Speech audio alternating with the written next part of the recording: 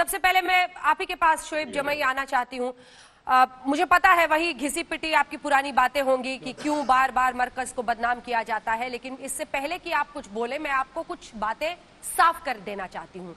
कौन सी वो देश में एक घटना है जो सबसे बड़ी वजह बनी देश में कोरोना संक्रमण के 30% मरीज जहां से निकले, वो मरकज है। और इसीलिए हम इस विषय पर चर्चा कर रहे हैं। जहां भी अन्य जगहों से कोरोना का संक्रमण फैलने की खबर आई है, उस हर विषय पर हमने चर्चा की है। इसीलिए अब मेरे सवाल से दाएं बाएं भागे बिना मेरे सवाल का जवाब दीजिएगा कि अगर मौलाना साद इंटरव्यू दे सकते हैं तो फिर वो खुद पुलिस के सामने क्यों नहीं आते जब 304 जैसी गंभीर धाराएं उन पर लगाई गई है। इतने दिनों तक कोरोना टेस्ट नहीं कराया था, क्योंकि अगर कराया होता तो रिपोर्ट रखते सामने, कह दिया कि क्वारंटीन में है। सिर्फ पुलिस के सामने आने से बचने के लिए ये तमाम हरकतें वो करते रहे। मैं क्या गलत कह रही हूं शोएब जमई? नहीं, मैं नहीं कह रहा हूं कि आप जो है गलत कह रही हैं, बल्कि मैं कह रहा हूं कि शायद आपकी जो एनालिसिस है वो उसमें कहीं ना कहीं कमी रह गई है। मेरा ये मानना है कि मौलाना साद साहब ने एक ऑडियो जारी किया अभी, उसमें इन्होंने प्लाज्मा डोनेशन की बात की। वो सही बात है, मैं खुद एक मॉलिक्यूलर बायोलॉजिस्ट हूँ, तो मैं समझता हूँ कि ये इस वक्त ज़रूरत है कि जो कोविड-19 के पेशेंट ठीक हो चुके हैं उनके प्लाज्मा की जो एंटीबॉडीज़ थी उसका इस्तेमाल करके हम नए केसेस में ट्रांसफ्यूज़ कर सकते हैं, जिसके बारे में CSIR ने भी कहा और हमने भी हाइपोथेसिस दी थी इसके बारे में। लेकिन जहाँ तक मौलाना साद साहब के आप कह रहे हैं कि छुपने का सवाल है, या आप देखिए पुलिस तो हमारे पास नहीं है ना, मैं गृह मंत्री नहीं हूँ।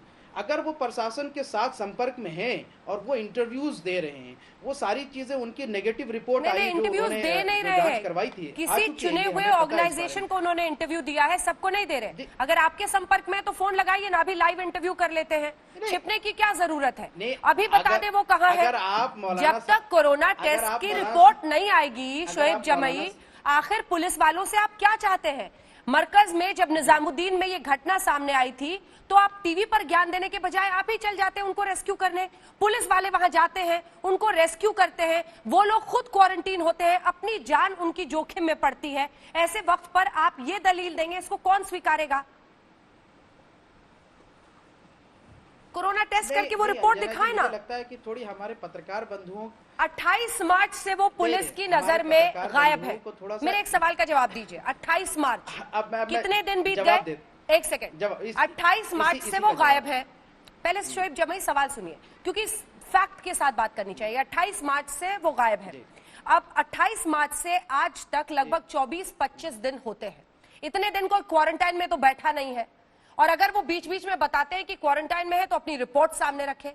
पुलिस कहती है आप टेस्ट करा के अपनी रिपोर्ट भेजिए, इससे वो भागते फिर रहे हैं।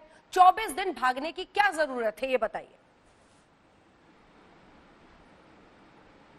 अब मैं एक स्टेटमेंट देता हूं कि स्टेटमेंट ये है कि हमारे पत्रकार बंधुओं को थोड़ा ईगो में इसलिए लगा हुआ है कि मौलाना साद साहब दूसरे अखबारों को इंटरव्यू दे रहे हैं, लेकिन अंजना जी से क्यों नहीं बात कर रहे हैं, या फिर बाकी मेन स्ट्रीम मीडिया में आके क्यों नहीं बातचीत कर रहे हैं। उसकी वजह मैं बताता हूं। इतनी बेवजह, देखिए मैं बेवजह दलील बोल दिया तो आपको बुरा लगेगा। आप मॉलिक्यूलर बायोलॉजी के प्रोफेसर हैं, आप कह रहे थे इतनी बेवजह की दलील?